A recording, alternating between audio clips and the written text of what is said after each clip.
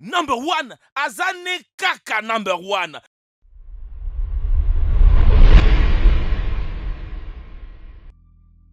Le mariage le plus insolite. Ellie Barton et Phil Endicott. Ellie Barton et Phil Endicott ont décidé de passer leur mariage en tenue d'Adam. Le couple des exhibitionnistes australiens a échangé des vœux devant 250 invités sans rien d'autre que leur bague de mariage et un bouquet de roses stratégiquement placé. Madame Elliot Endicott portait un blanc peint sur la robe. La seule chose qu'elle portait vraiment, outre le bouquet, était un long voile de mariage blanc. Phil Endicott ne portait plus qu'un chapeau noir pour couvrir sa virilité. La cérémonie de mariage a eu lieu le matin en direct sur Radio FM à des centaines de milliers d'Australiens. Jérôme et Sandra Keepers.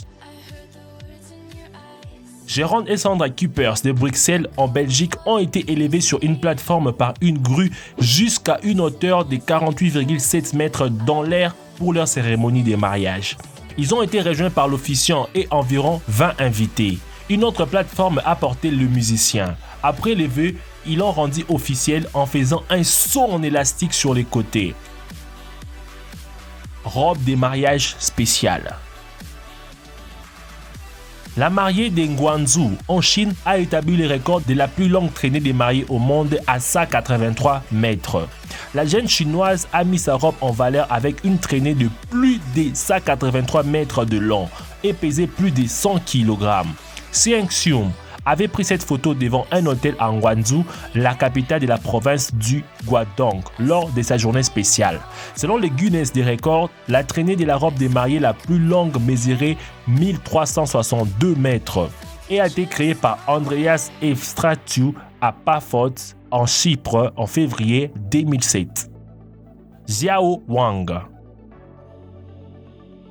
La mariée Xiao Wang a économisé un an de salaire pour acheter 99 999 roses rouges pour sa mariée. Xian Lu, pour leur mariage organisé à Chongqing, dans le centre de la Chine, où le numéro 999 est considéré comme un bon augure de la chance, les couples, tous deux âgés de 24 ans, avaient besoin de 30 voitures pour porter les fleurs au service. Kevin Lavelle et Michel Thomas. Une mère déchirée a décidé de se marier dans une morgue d'hôpital avec son fiancé assassiné. Kevin Lavelle, 29 ans, irlandais, père de 2 enfants, a été brutalement battu avec une barre de fer dans une attaque horrible de gang alors qu'il travaillait loin de chez lui pour amasser des fonds pour son mariage avec sa fiancée Michel Thomas.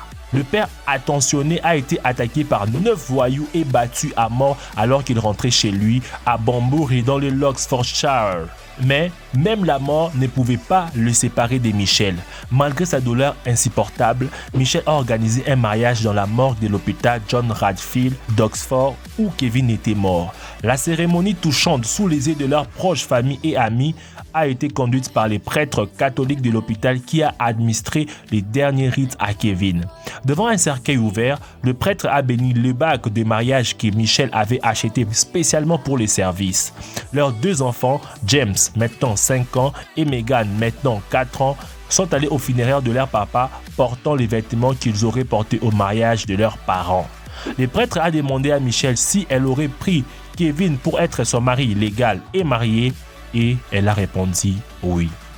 Le père de Kevin, Paddy, a placé une bague sur le doigt de Michel et un anneau a été placé sur le doigt de Kevin alors qu'il était couché dans le cercueil.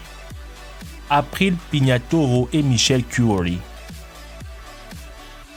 April Pignatoro et Michel Curry de la ville de New York se sont mariés en juin 2010.